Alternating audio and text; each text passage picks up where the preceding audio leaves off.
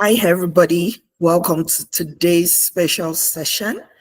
Today, we've got a very amazing facilitator with us that will be taking us through how to get the L-1A visa in expanding our brand into the US without any proof of revenue or funding. Our facilitator today is Kemi Bolatitobelo. Kemi is a dynamic entrepreneur and tech founder. She's the CEO of Schooly, an AI-driven marketplace that's helping to simplify international study applications, visa processing, and tuition payments.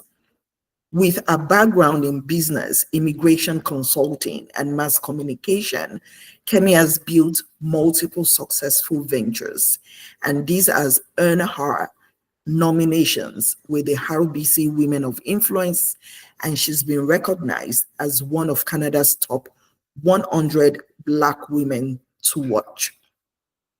Kemi pivoted into tech with no technical knowledge in 2023, and that took Schooly from 2 founders to a team of 13 in a space of 12 months.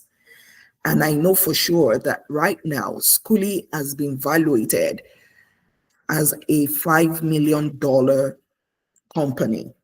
And right now, Kemi is seeking $1 million from investors to grow a brand. Welcome with me, Kemi Bolatitobelo.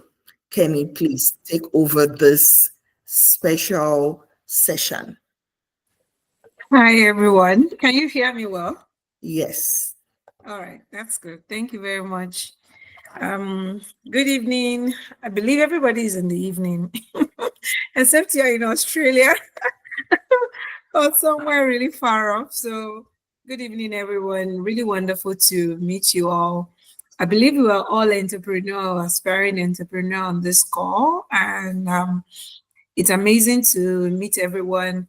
Yeah, my name is Kemi, and thank you, Ejibara, for inviting me to be part of this and to kind of shine the light and expose the opportunities out there for Canadian entrepreneurs that have been working and grinding it out. I know what it is to bootstrap a company or build it from scratch is a lot of work, but you get to a point that you needed more business, you needed more bigger markets, you needed venture funding.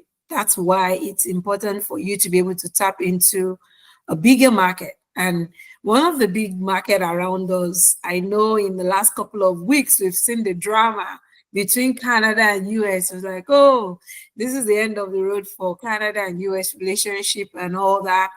But trust me, politicians go, they come. That's the thing. So they will always go and come. Give it another 2 to 4 years. It rotates back and forth. But one thing that is important is your businesses are still, or whatever product you're producing right now are still needed by people. People are using it every day. It doesn't matter what you're making or producing, it's still a daily need and essential. And when we come talk about tariffs and all that, as an exporter, let's say you're producing in Canada, you're not really dealing with the tariffs. Is the only problem that is there is if your product is good enough, it's essential to daily living enough, people will still have to buy it, even though they are paying the tariff. So it's majorly going to be passed on, and that's why tariffs in trade wars are not good, because it should be passed on to the end users, which is why opportunity like this for you to be able to establish your business on the other side of the border is essential. So if you're able to move yourself and then you're able to set up shop, factory, distribution in the US, it kind of cut through the noise, because now you're also a US entity than just being Canadian and trying to sell to the US market. So having the opportunity to have residency in the US has its own advantage for your business. Today we specifically want to talk about L-1A visa. Maybe in the future we'll also be able to talk about other type of visa to the US. But the one I really want to talk about, because this one is really good for those that are entrepreneurs or building businesses that will be selling to the US or raising funds in the US. Can we go to slide 2, please? So the L-1A visa, it's a visa that US, Canada has something similar like that as well. That it is called in Canada intra-company transfer. So it's a visa that enables managers, executives, or founders, entrepreneurs to be able to establish their business and set up a US arm of their business. So it's not like you're closing down your Canadian business, but it also is helping you to be able to extend your business to US market. So L-1A is designed to be able to help you to be able to do that faster without having to wait in the line or wait for so long. It's just kind of a faster way to be able to move your business to the US and be able to operate in the market, similar to being a US citizen or a US green card holder.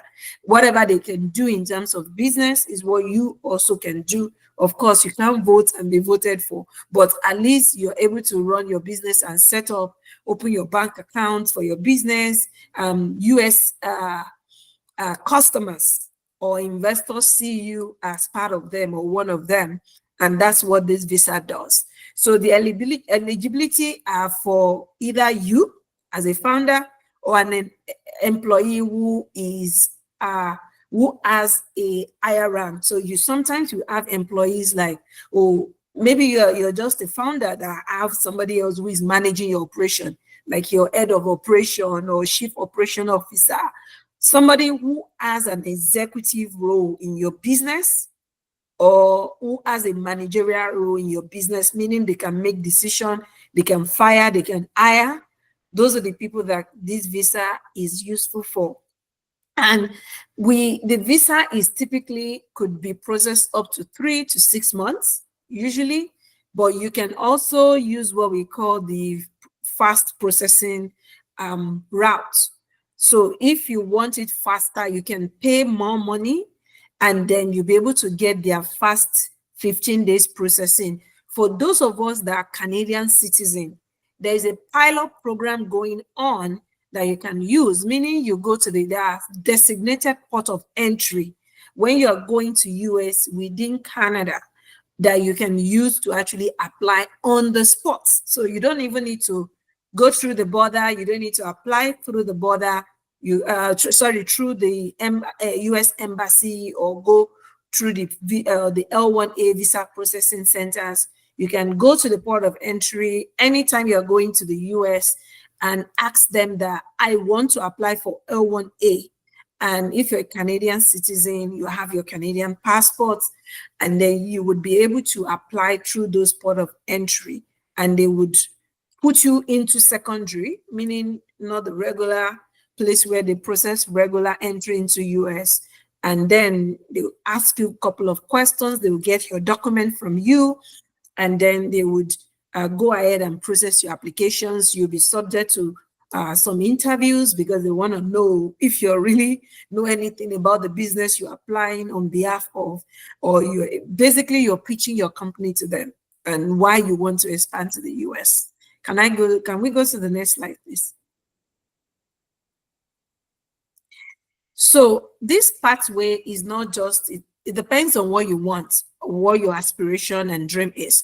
If you chose to, oh, I want this to lead me to a green card in the US, all well and good. L-1A can also lead you to a green card in the US. So it's not just a pathway to be non-immigrants alone. Being on that route or pathway for a year will qualify you to be able to apply for the EB-1C visa, meaning that you moved yourself as non-immigrants. After a year or two, you chose to apply for US green card, then you can actually self-petition as a business owner that have hired employees in the US, and you'll be able to get your green card through that pathway. So, and usually the L-1A is not valid more than 7 years. For first-time applicants, yeah, I'll get to the operating time. Hemi. For the first-time applicant, they will give you a year. In most cases for L-1A, it's a year, and then is renewable for another 2 years for up to 7 years. So meaning you get a year first, 2 years later, you can apply to extend it for another 2 years, for another 2 years. Maximum you can be on L-1A would be 7 years. And like I said earlier, it doesn't have to be somebody who is the owner of the business itself. You could have employees that have a key role. So I had a couple of consultations in this week, and I've seen companies or employer that wants to take their employees that are really vital. They are holding, like they are building some chip for the military, and then they have all these engineers that are top engineers they want to take to the US, because some of them won't have access to, because they are working with the government, US government, so they won't have access to some clearance except they have US residency. So being a Canadian is not an automatic access to US information. So that actually necessitates them to be able to take those employees and make them a resident in the US so that they can access those information to be able to build. So it could be in that way. And another good thing I need to tell you about L-1A is you can move your family. So if you want to move your children, you can move them through L-1A visa.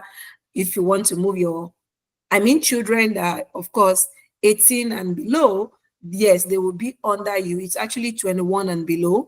And then those that are, in most cases, our 18-year-olds are in colleges, so we may not want to upset their current education. For kids that are still in high school, they can go with you.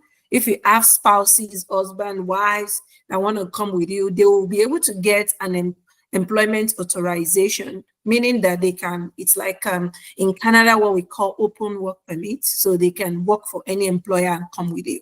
That's the advantage of L-1A. Can we go to the next slide, please?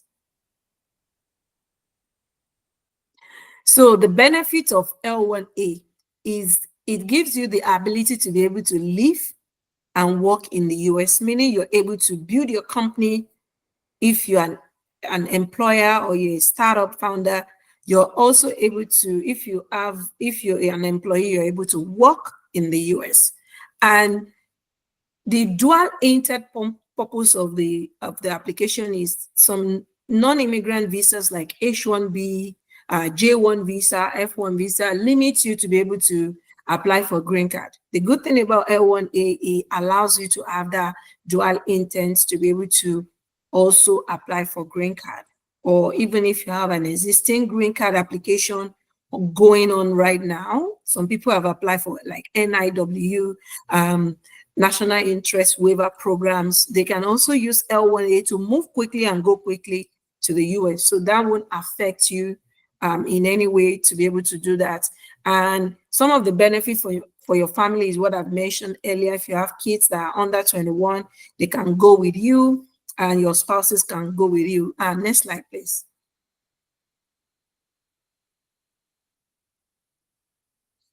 So the requirements, I know I've gotten one of the messages, which I'm going to attend to one after the other. There are 4 main requirements that we must show in an L1 application. Majorly it's like 3, the way I see it, the way I put it, because it's like I repeated myself here.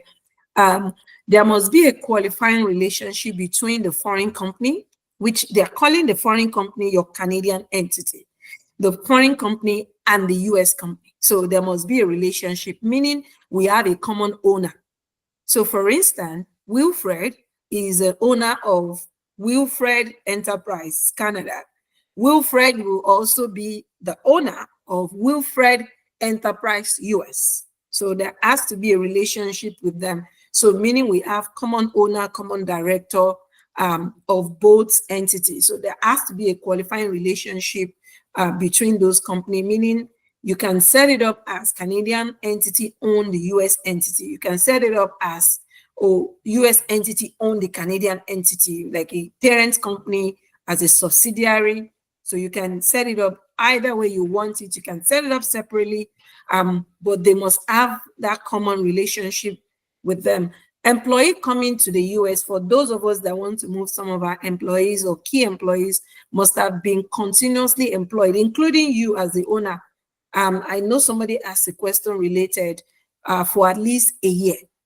So meaning that your Canadian entity have at least employed you for a year, including you as the owner. So you must have been working in your company for minimum of 1 year. So we are in March of 2025. So your company must have been in existence for minimum since February of 2024. That's what it means. So you must have at least have that 1 year to show at least within the last 3 years that this company have been in existence and have been the owner or have been operating or working in the company for at least 1 year before you can apply. So if you have employee, they must be working with you for at least 1 year as well. The employment with the foreign company must have been in managerial.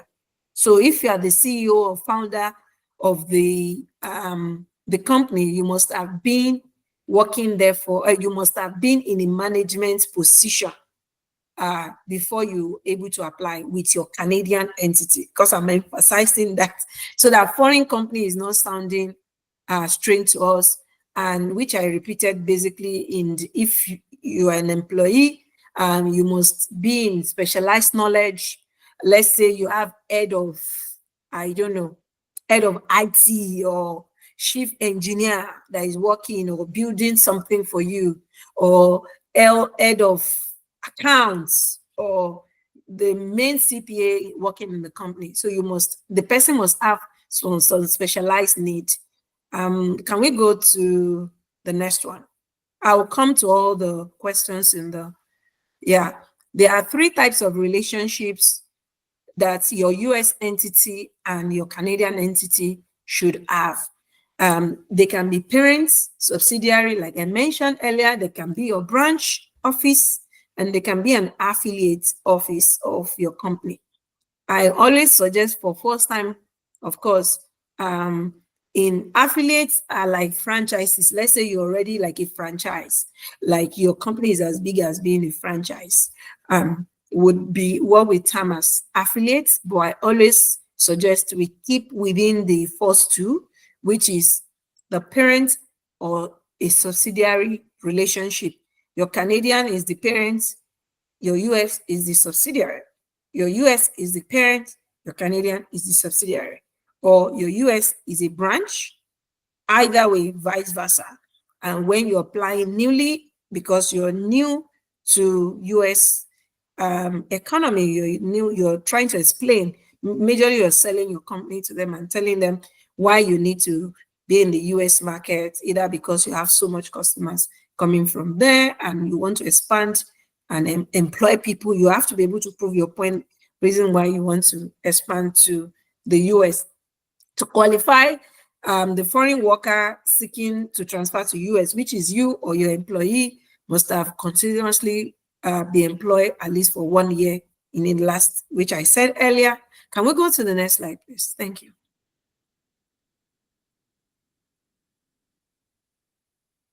All right, so an estimated cost, this is just an estimate that we kind of come up with, including the government fees that may cost you if you're applying for L-1A visa.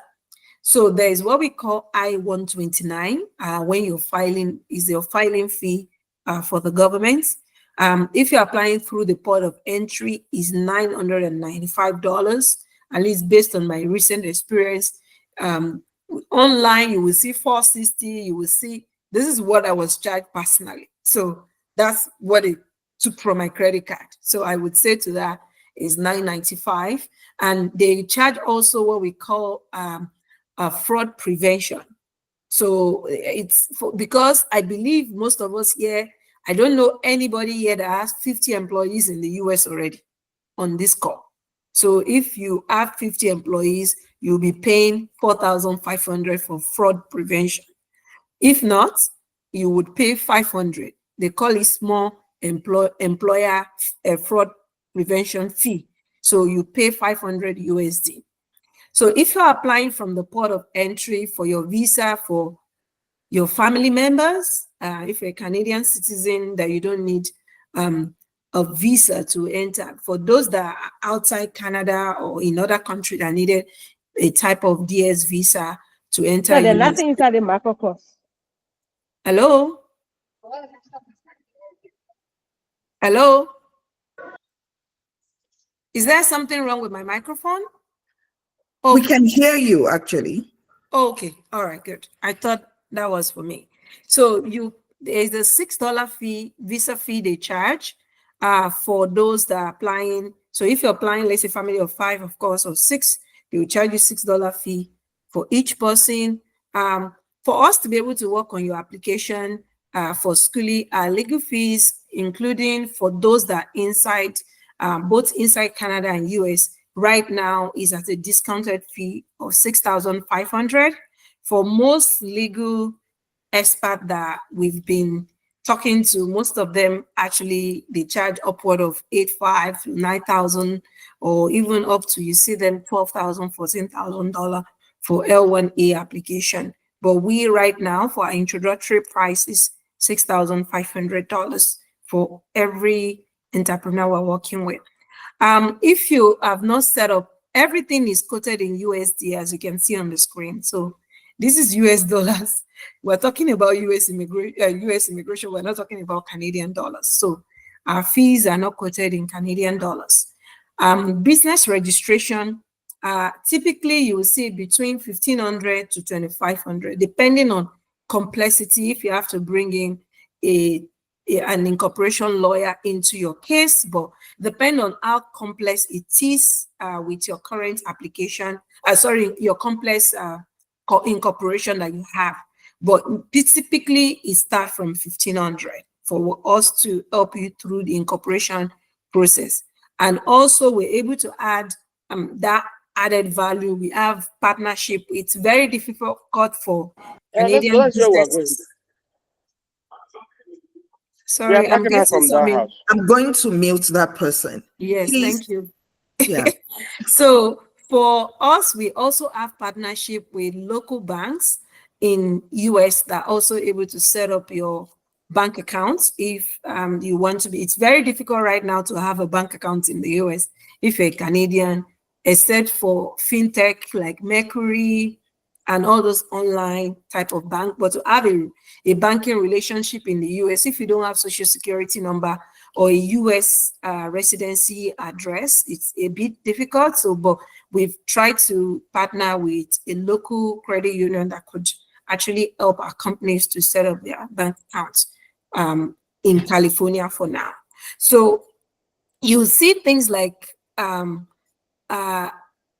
it depends. So if you needed like office, if you have, some people already have maybe those relationships, they already have, part of the requirement is for you to have a physical office in the US. So if you have that, use it, use what you have. You know, people that already have a business in the US, they want to give you a lease agreement as maybe a sub rental or something, or a sublease, use it. If you don't, we can help you there, and that will vary between, of course, virtual office. We can only use it to set up your company. That starts from like $70.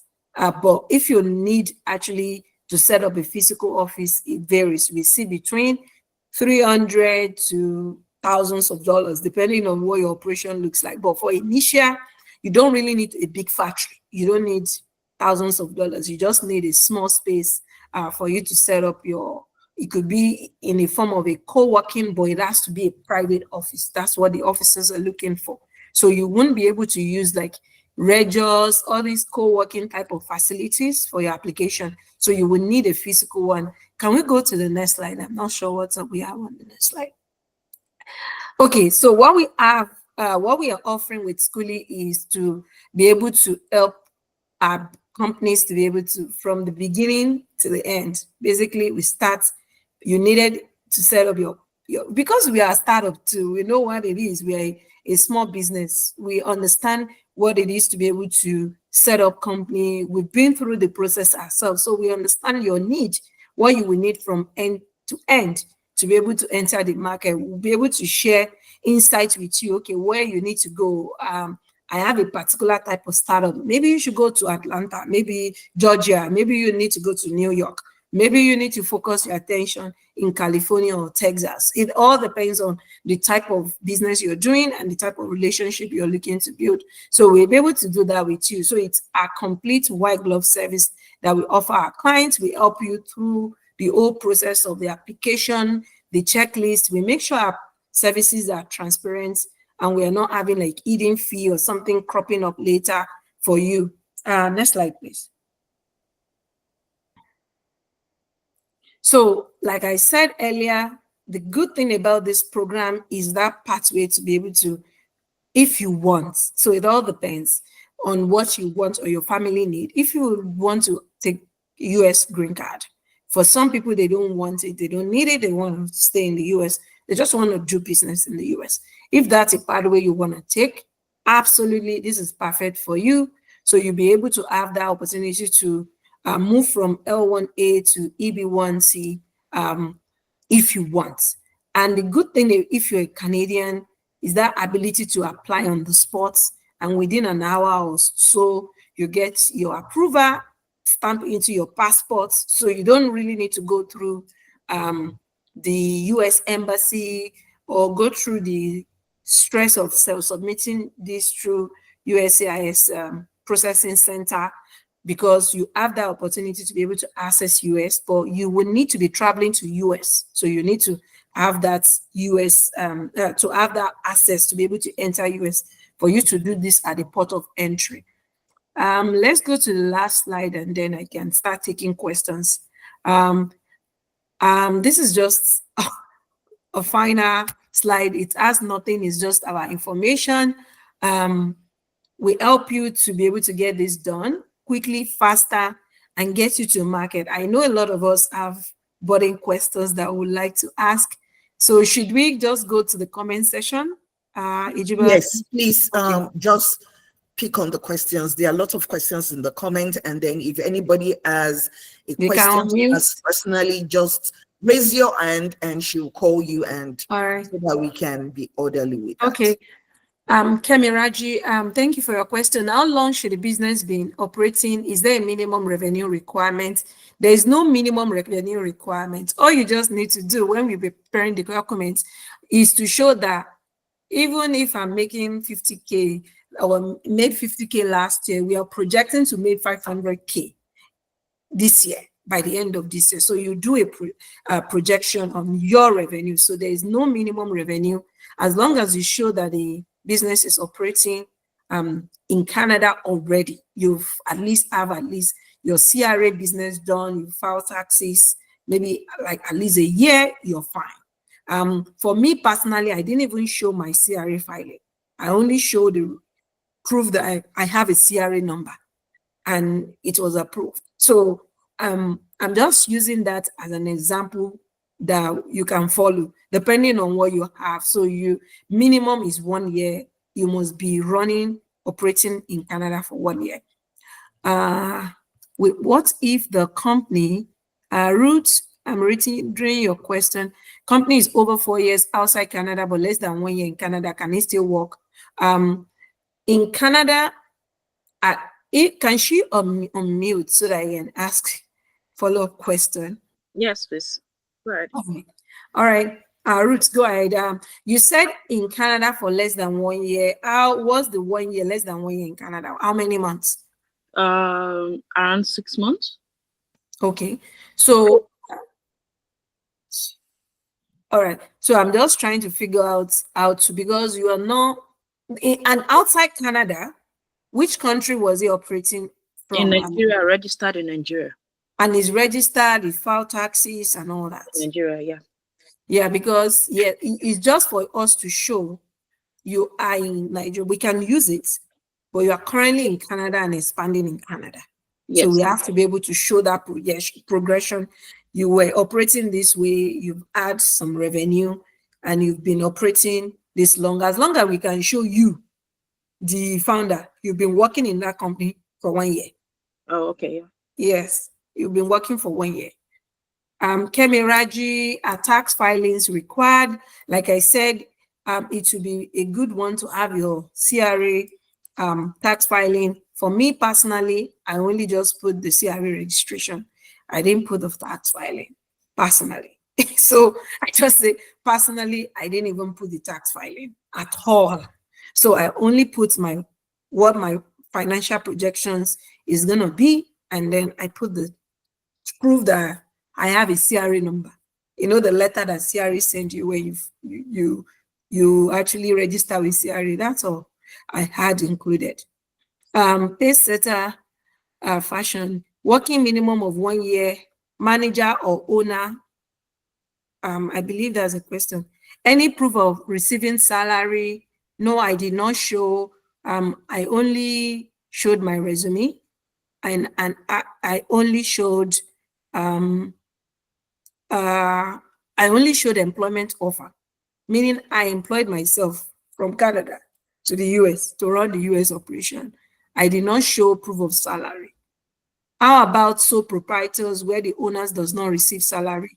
Are you sole proprietors? Like I would prefer you being an incorporation here in Canada, because sole proprietors are used like trade name. So it's like you, basically you. Trade names or sole proprietor in Canada is you, Kemi.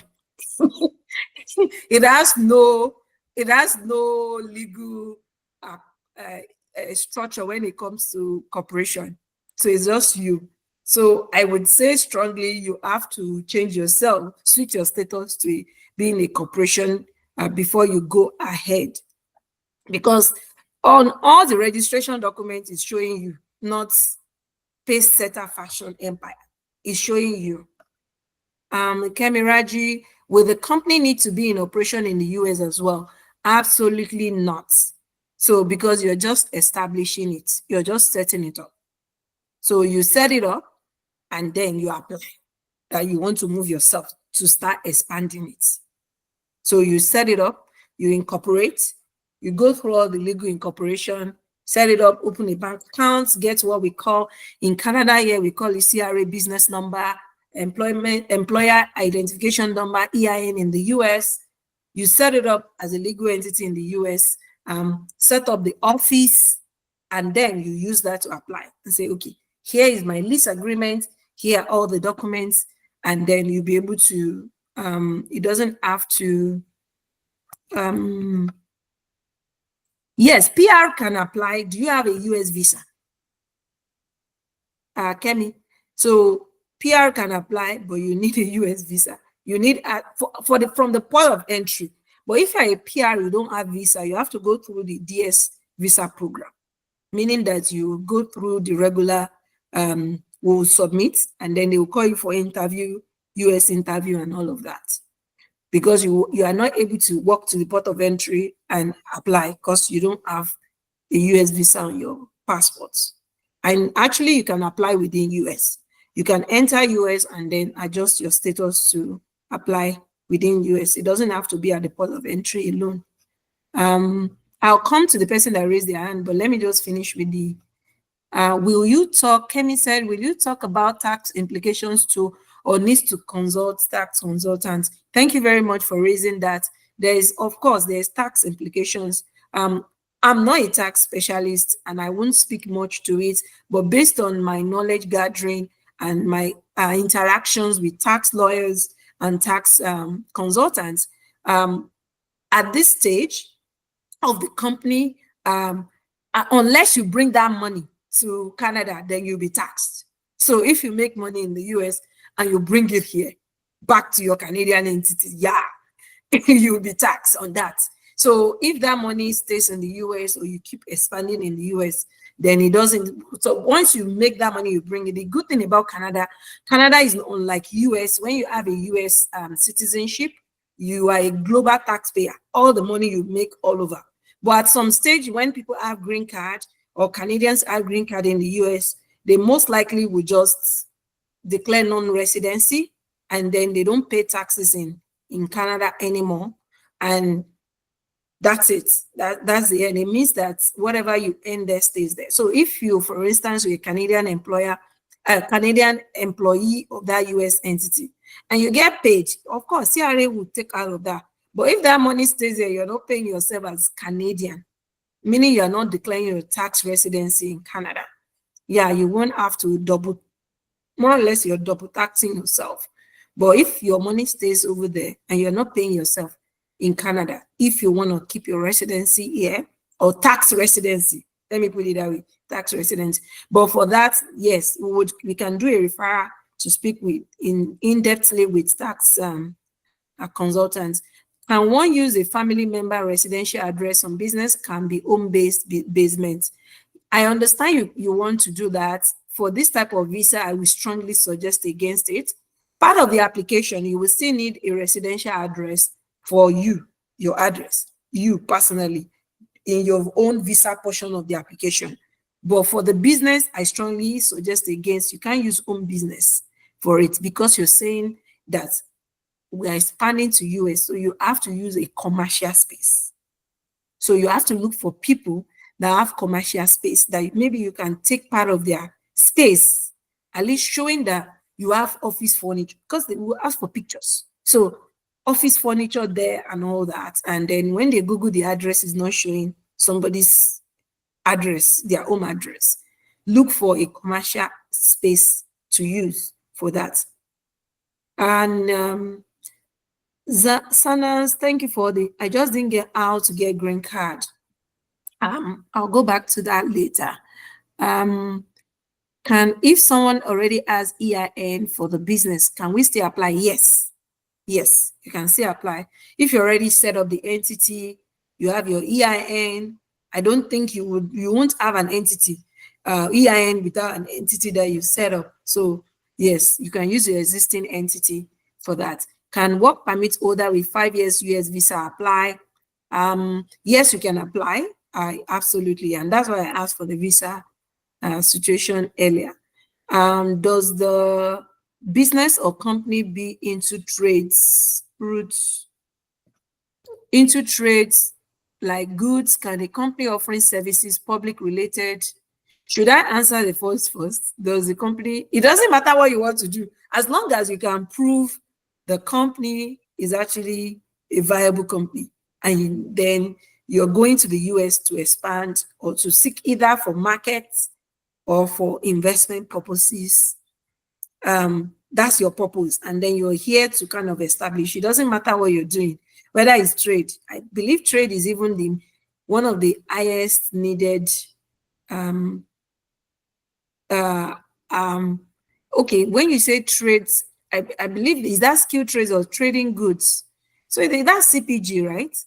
So it depends on what you're selling and who you're selling to. So US market is still a big market. It doesn't matter what you're selling. Schooling, we are doing services, right? So there we are. So can a company offering services and public related services go through this route? Yes, you could be an accountant, you could be a bookkeeper, you could be, as long as you can show why you're coming and your services is in high demand in the US, or you already have existing customers there, it will be a great one. What about a company with 2 equal partners? Why not? Yes, both of you can go, or either one. I just got off a call now. One partner wants to go now. One partner said he's not interested in going yet. So it all depends on you. Yes, a company with equal partners, you can add them, meaning that you can submit at the same time and you can submit at separate times. And if you want to move your employees too, you can do it. We add, Ijibala, did I go through all the comments? I'm not sure because Yes, I'm just getting used to using glasses. you went through all the comments, yes. So we Okay, can we open have it up our to hand up anyone here. earlier. Yeah. Okay, ladies, that's why we are here. We still I have think to we have a eliminate. gentleman as well, so don't say ladies. Yes, ladies and gentlemen. Anybody with more questions for Kemi? More questions? Questions? Let me check if I miss anybody. Sorry. Can you hear me? Yeah, we can hear This you. is Hi, Kemi. Kenny. Hi. Hi. I'm just curious, is there sort of like a payment plan? Because we know what the Canadian and US dollars are doing nowadays, right? So is there a payment plan to go through this? And how long? You said it is fast for to apply crossing the border, and I live on the one of the city borders. But I'm just curious what process. Okay, I'm rambling. Like, but Okay. yeah, So money let me wise, what is it like? Thank you. money wise. So regarding payment plan is very dicey. So when we do up to 2 times when you kind of engage us, and then we start gathering documents, because if you've not set up your company, we're doing company setup, all of that, that could take a month. So but at the point of when you're applying, your document is ready to go, because we are not it's almost we've delivered on the service. So you need, before your application is put in, you need to pay up the remaining balance. That's how it works. I'm a Canadian immigration consultant. I'm licensed to practice immigration in Canada as well. And we're working on our California also right now. So it's just standard that you pay, because you're not supposed to be paying based on results, because that would be illegal for you to do that. So you pay up for a service that is rendered to you. We are consulting and helping you to pull through all the documents you needed and guide you through the process. By the way, this can be done by yourself, so you don't have to use anyone to do it. If you could figure it out, you can do it by. That's one of the reasons I'm here, to kind of open people up to that opportunity that is available to them. So we know how big that market is, like in terms of, like I said earlier, forget about trade war. US market is still one of the biggest and the best market to sell to. Doesn't matter what politicians tell each other. So it's still a big market for you to be able to sell to. You know the potential opportunity that it opens up for you. But a lot of people, even we've had a couple of calls this week that some people in the US don't know they can use this, and they are in the US there. Some of them on J1 visa, they've been there for years and they didn't even know they could set up their companies and use that to actually adjust their status. They didn't know. So it's an opportunity for you to be able to use it without having to go through the going through the investment type of the ones that are common that people talk about is, oh, I need to invest 800K, 500K in US before I can get the green card. So, but there are other ones that you can use and move yourself. One of the things I was trying to remember earlier was somebody was asking about how will you get to your green card? I believe somebody asked. So yes, I believe I've answered Kemi's question regarding payment plan. We do up to 2 times payment installments, and that will be when you committed us, and then by the time we're ready to submit your application, because in most cases we would suggest for you to go and to the port of entry, and the port of entry around us here, you can do it in Ontario. Toronto Airport is okay for you to do it. You can do it in BC, Vancouver Airport. So it's one of the designated airports. You can do it in Calgary Airport as well for as Canadian. This is a pilot program, by the way. So they have about 7 or 8 port of entries you can use. So if you are in Calgary as well, or you are in Alberta, you can drive to Sweetgrass, the Montana border crossing, and get it done there. And that would be like right there. You don't need to go face a visa officer again at their embassy at any point in time, because you just tell them, I'm here to apply for L-1A.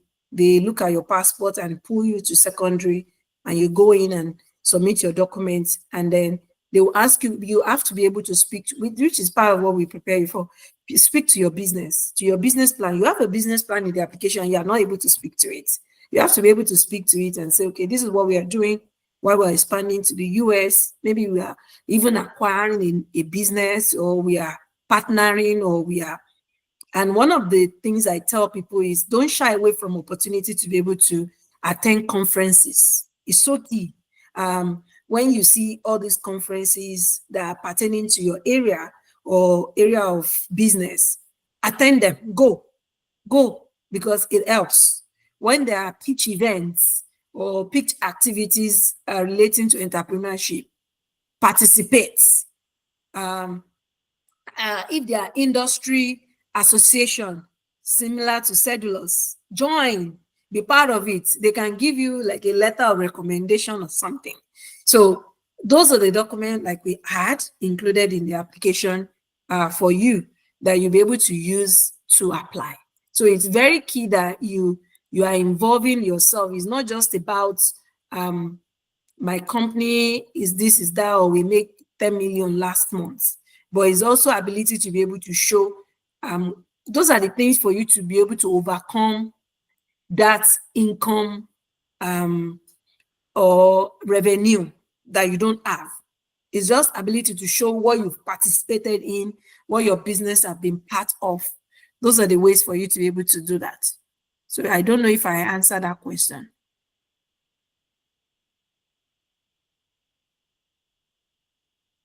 Kemi, did I answer your question?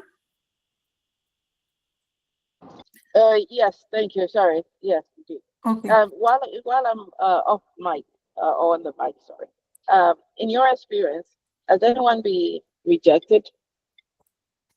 Well, And in if my yes, experience so why? far, we've not had because we go in with a very strong application. So I've not had any experience so far. All the applications I've had to deal with personally or be involved, I've not had the experience because we try to make sure that I have a founder now that does not have enough proof. He doesn't have money. At the same time, he's not been involved in many activities. So I told him, go and moderate events at Downtown Admitting Unlimited. I send him today, go and attend this conference in San Francisco next month. He's going to Web Summit next month. So do all those things, is exhibiting there, take pictures so we kind of gather those documents and make sure we have those strong. It's just for you to show that you are strong. Your company is strong. Kemi, yes. Detroit is one of the port of entry you can use. Can you give some quick info about it? Yes, SANAS. Yes, actually, I was about to answer your question. Yes. So a pathway to green card can be within a year or 2 years of being on L-1A visa. So it's called the EB-1C. So you can use that as an executive to be able to change your status to green card. So once you're on that L-1A, you are on that L-1A for at least a year, you can now say, oh, my company is doing well in the US. Your company is doing well. Maybe you've even hired US residents and citizens. You're able to prove that. Then you go ahead and file for your green card. But you have to, of course, be a resident at that time in the US for you to be able to do that. Yes, that's the pathway. And it's a straightforward pathway.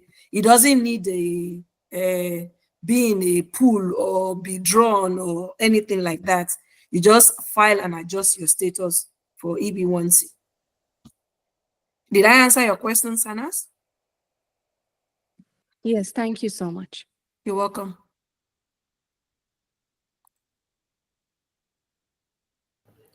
Okay, we've got 10 more minutes. Yeah, I know. Any more questions for Kemi?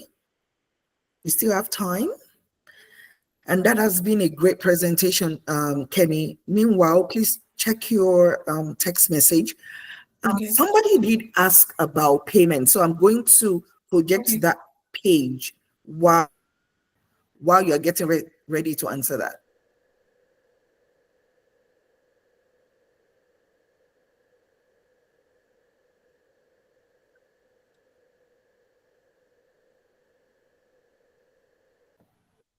So there's a question in the comment that you actually Is it my text message? I checked my text. I didn't see anything. Yes, your text message, Kemi. Yeah. From you? Yes, please. Okay, regarding the YouTube. And somebody asked question regarding the slides too. Okay. And okay, sharing. I believe you said you're uploading the video. We have a guide we can send to you. We usually don't share this slide, but a guide that we give to all intending clients. So that this is just a demo. It doesn't do anything for you. But the one we share with you is we send it to Cellulose Women and they will share it to everybody. It's a guide that kind of help you, like, is more detailed. This is not. So that one has like all the details and everything you need, like step by step, and what you need to put together. That sounds good. Once you send it to me, I'll share it with, because Absolutely. we had 31 people registered for the session. So I'll share with everybody. Yeah, we'll do that. I don't know. Do I have any other question? I think, is it payments you said?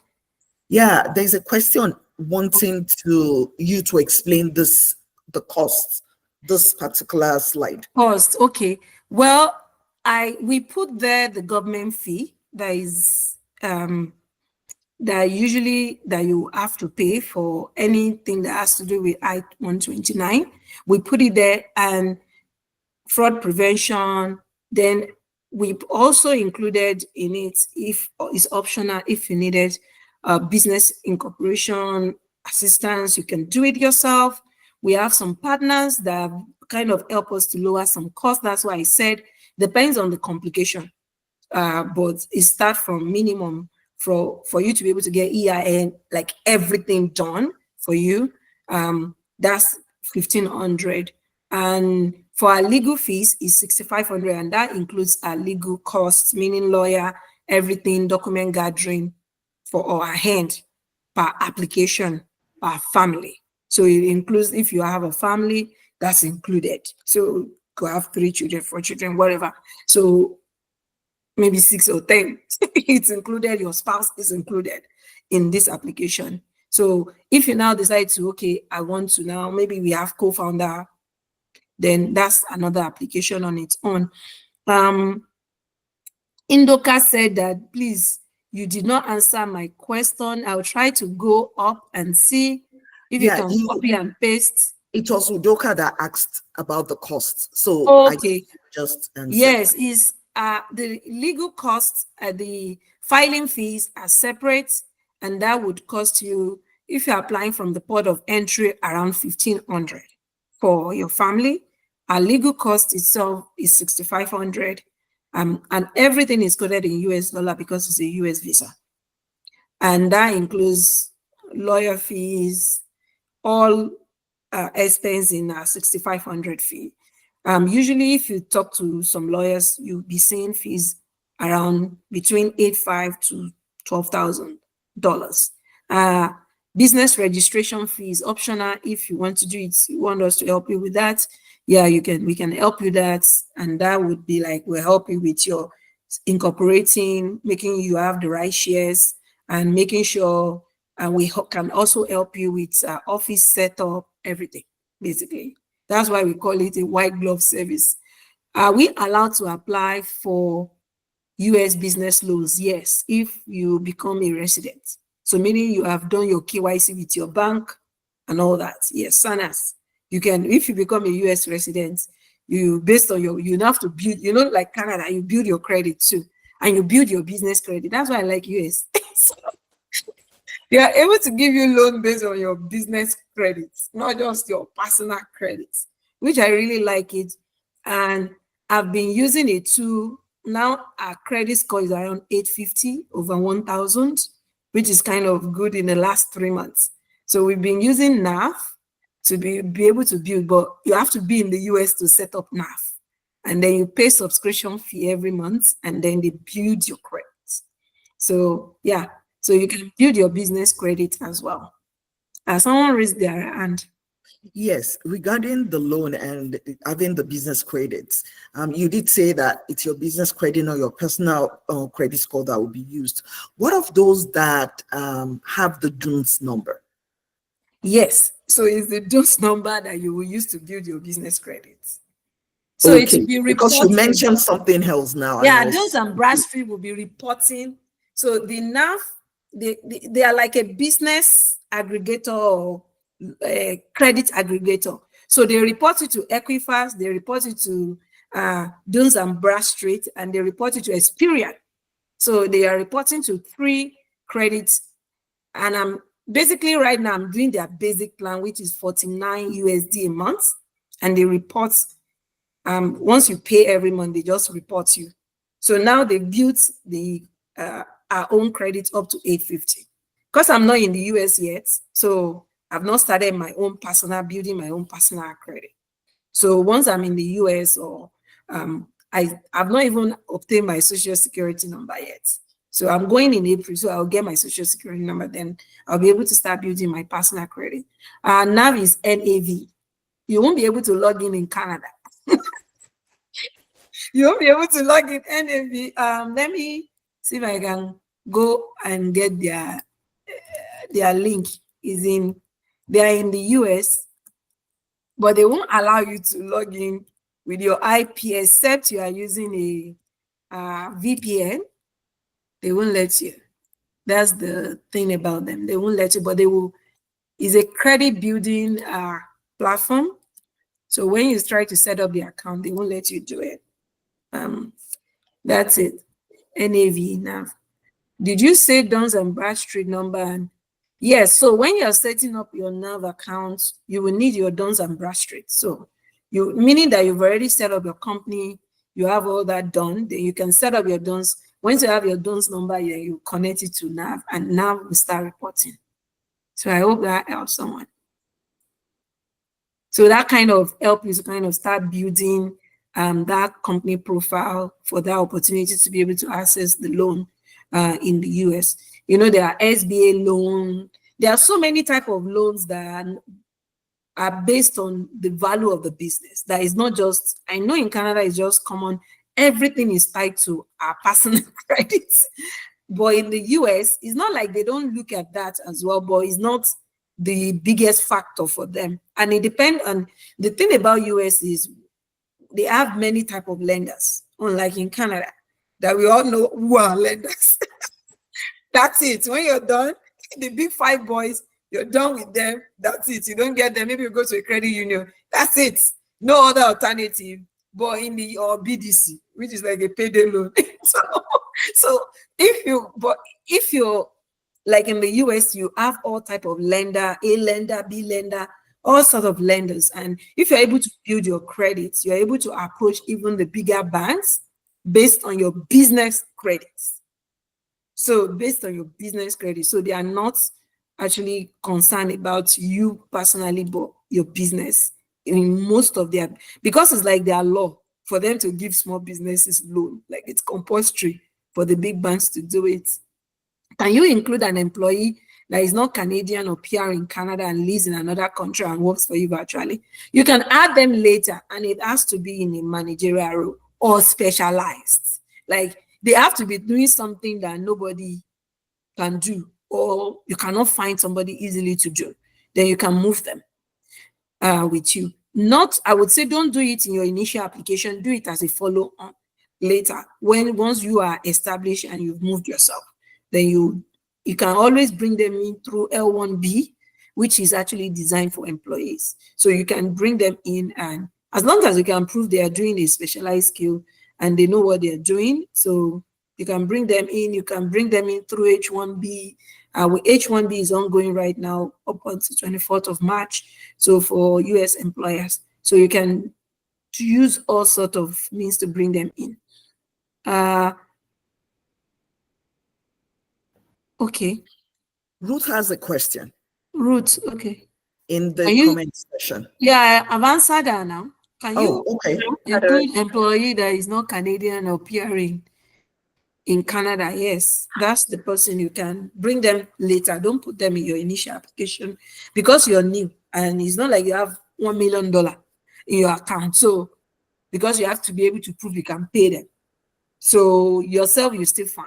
But if you're adding another employee, then you have to show some proof of fund that you can pay them. So if you don't have that kind of money, I would say leave them aside later. You can always bring them in later through other type of visas. L-1B, you can do, if they have US visas already, they can come in and then you do O1 for them. If during the H-1B program, you can give them job offer and give them do H-1B, which is a lottery system anyways. So there are so many things that you can do. Tolu Amadi, the credit should be built with US business company we open and not our Canadian. You cannot build credit with your Canadian company. Unfortunately. Yeah. Yes, it has to be your US company. NAV is only meant for US companies, not for Canadian company. So you have to form your US company, get your dons and bash straight, you have your EIN, and then you can build the credit because your EIN is your credit reporter. Can I quickly add to that though, Kemi? Yes, ma'am.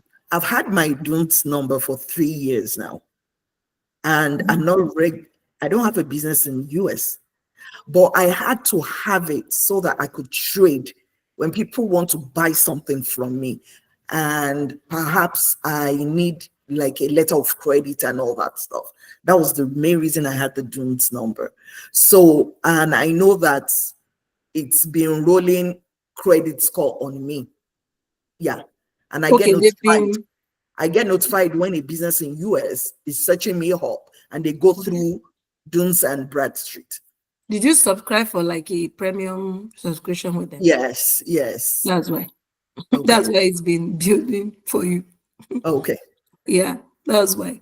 It's just that creditors are not, Jones is not enough for creditors. So you at least reporting to 3 lines.